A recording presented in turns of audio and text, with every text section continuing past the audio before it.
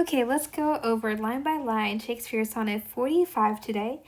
This is actually a direct continuation of Sonnet 44, and it's kind of like a sonnet pair also. What we saw earlier is often referred to kind of as the earth and water sonnet, and this one is kind of the air and fire sonnet. So keep that in mind as we are reading as well. Okay, let's go through the first lines. The other two, slight air and purging fire. So, continuation, the other two, apart from the earth and the water that we saw earlier, right? The other two, slight air and purging fire, are both with thee wherever I abide. The first my thought, the other my desire. These present absent with swift motion slide. For when these quicker elements are gone, in tender embassy of love to thee, my life being made of four, with two alone, slinks down to death, pressed with melancholy, until life's composition be recurred by those swift messengers returned from thee, who even but now come back again assured of thy fair health, recounting it to me. This told, I joy, but then no longer glad, I send them back again, and straight grow sad. Okay, very sad, very melancholy, kind of continuing on the emotional tone. The other two, slight air and purging fire, are both with thee, wherever I abide, wherever I live. My air and fire is with thee. My air and fire, you have my air and fire. The first, my thought, the air is my thought. So the thought that we looked at is the air. The other, my desire. Fire is the desire. And so my thoughts and my desires are always with you. These present, absent, with swift motion slide. And so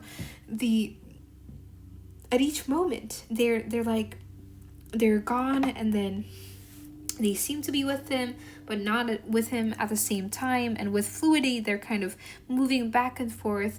And this is kind of a really stark juxtaposition to the fire and to the earth and water that we saw earlier, that could not move, that was too heavy to move across all the miles, across the waters and the land. And that now we're seeing thought and desire that go present absent with swift motion.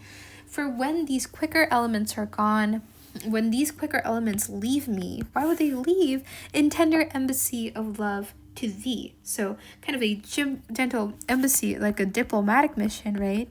So because I love you so much, my thoughts and love, they leave to meet you in a tender embassy of love to thee.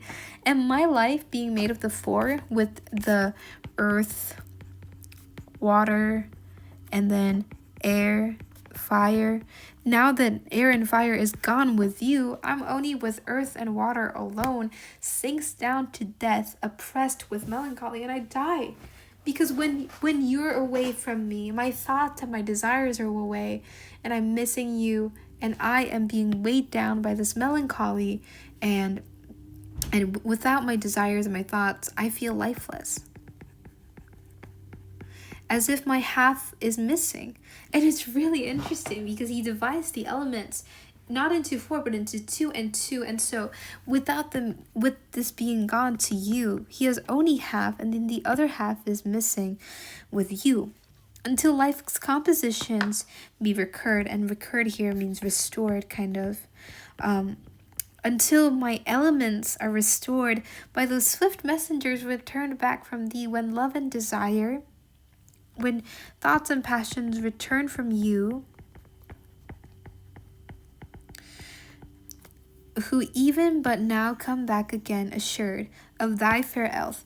So, as I am even writing this, they're coming back, they're assured of your health, they're assured that you're well, yay.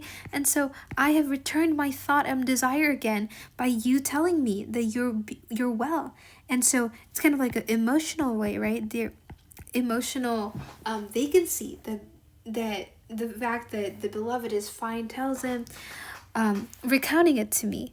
This told, I joy, and I'm joyous. I'm joyous because you're so well, but then no longer glad. I send them back again, and straightway grow sad.